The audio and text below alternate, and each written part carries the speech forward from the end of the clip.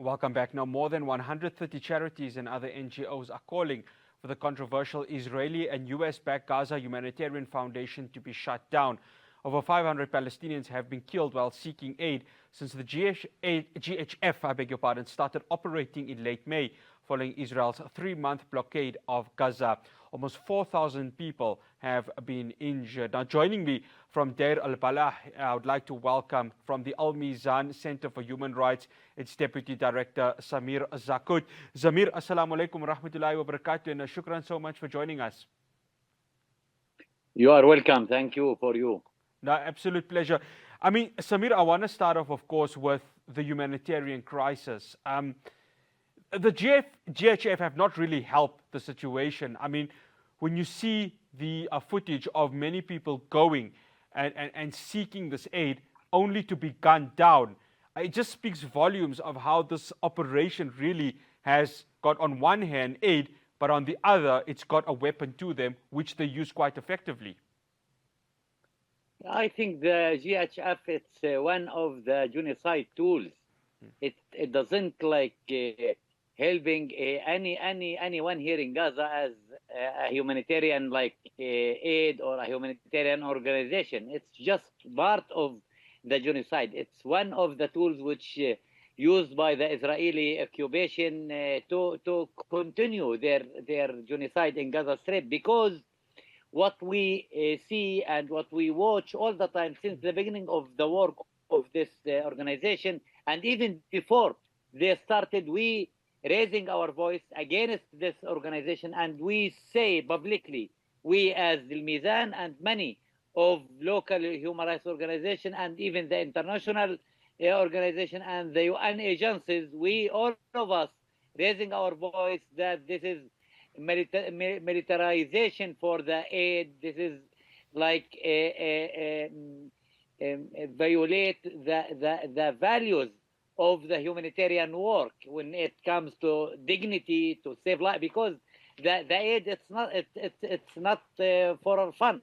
The aid, it's coming to achieve many goals. One of those goals it's protecting the Palestinian lives here in Gaza, protecting the dignity of the people here in Gaza, and for sure it will be equal when it gives the aid. It will be making this balance to give everyone, and to have this kind of even criteria, and all the Israeli propaganda about the aid before the GF, this organization become, it's like false, it's fake. They all the time allegate that the UN agencies dealing with Hamas can control the aid and etc. And when you reviewing how the UN agencies like UNRWA or WFP or the others, how they work, how they doing their work, giving the aid for the Palestinian here in Gaza, it's the first of all, they have a registry for every family here in Gaza. They even divide between the families because of the number of the family itself. Like they give the family of, for example, 10 person, it's totally different to give some other family which have just 5 person.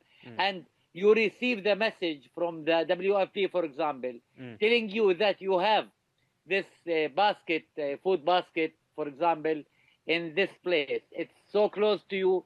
You don't need to walk. You don't need to pain or to have this kind of pain during your way to have the aid. And in the same time, it's very organized. You don't want to spend a lot of time or in like what we have now. The people, they have to walk sometimes 5 kilos, sometimes 10 kilometers, and then they spend all the night on the sand and under this threat of killing them all the time, because the Israeli occupation forces firing those starvation, those starving people all the time. Every day we have a lot of people who killed during their trial to have this aid from this organization. So that Samir? I think, Samir, yes. Samir, I have to stop you there because there's one question I want to get in, and it deals with the points that you are making right there. How important is it for United Nations run organizations to enter Gaza? Currently, all of them are sitting at the Rafah border because it has been blocked by Israel. But how important is it for United Nations aid agencies to enter Gaza? Because you're mentioning right now, they know exactly what to give for the families throughout the entire Gaza Strip. So talk to us about that. I think the problem it's not with the UN agencies. I think the problem with the complicity, the silence of the states by the world. I accept South Africa for sure because they play a good role to helping the Gazanian to stop the genocide. But the others, all the states while the world, especially the Western, they tolerate with what's going on, to allow the aid reaching Gaza without any obstacles. It's one of the duties for the occupation forces, and it's even a duty for each member in Geneva Fourth Convention, for example, to be sure that the humanitarian aid reaching people, even the humanitarian law, making very many obligation on the occupation itself. For example, when it comes to the medical care or health care here in Gaza, how they're destroying the hospitals, preventing any of the medicine or doctors to reach Gaza, and in the same time the duty in the international humanitarian law that the Israelis should be sure that the hospitals, the medical system in the occupation places should be sure that it work in a very good way, and they should supplying them. But what we have now, there is a lot of aid which waiting on the terminal, Rafah, in Egyptian side of Rafah terminal, and even in Kerem Shalom, the Israeli terminal, and even I think with Jordanian the same. There is a lot, thousands of tons of aid which waiting, like food and medicine and fuel and everything which needed here for the Gazanian. But no one can be able to pressure Israel to open the terminal to let the aid come, because there is a complicity between the states, even the Arab and the Muslim states. No one make any real pressure on the Israeli or the American themselves. If the American feel that their participation with this genocide with the Israeli, and they are covering the Israeli all the time, even with this organization like the American organization aid. It's kind of like American acting to helping the Israel to commit the genocide or to finish the mission. But no any like Arab or Muslim states can put the American under this kind of pressure that if you continue with this, if you didn't stop the Israeli and didn't stop this genocide, your economic and political interests should be like harmed by the Arabs. We will stop dealing with you. We will stop all the trading between the Arab and the American. Then I think the American can stop this genocide in 1 hour, in just one phone call. But I don't know why they are keep silence. Even it's not like a moral duty. It's a legal duty on all the states, while the world, especially in our region. Yeah. I don't think Samir, that... Samir, I have to stop you there because we've got only 2 minutes left.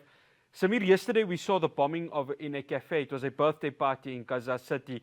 I know in Deir al-Balah, it's the north of Gaza, and Israel is, of course, attacking every single part of the Gaza Strip. In 2 minutes, Samir, and that's all we have now, the daily life of the people where you are right now in Deir al-Balah.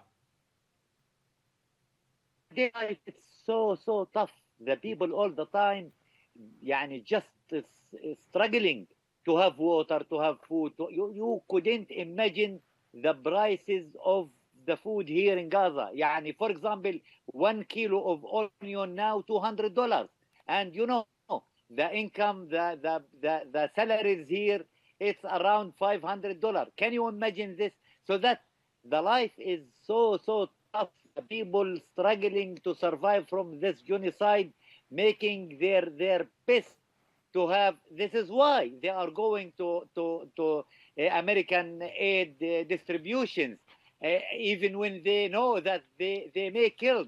But what the father can he is seeing his kids dying, starvation all the time, so that he take this risk and go. This is, it's, I think it's give you a picture why they are going and killed every day. They killed a lot of people during their trial to have aid. It's because of the starvation here everywhere.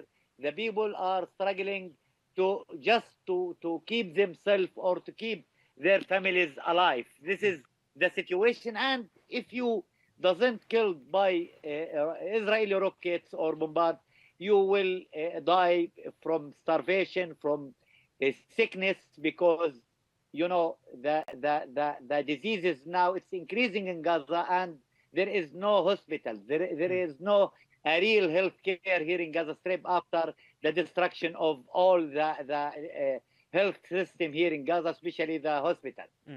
Samir, I wish you could talk more. May Allah protect you. Shukran so much for joining us here on News in Focus on Hilaal TV. Thank you. It. You are Assalamu welcome. alaikum. You are welcome anytime. That's Samir Zaqout, Deputy Director for the Mezan Centre for Human Rights, coming to us from Deir al-Bala in Gaza. Well, that's all we have for you on News in Focus. Tomorrow it is Talking Point. Assalamu alaikum wa rahmatullahi wa barakatuh.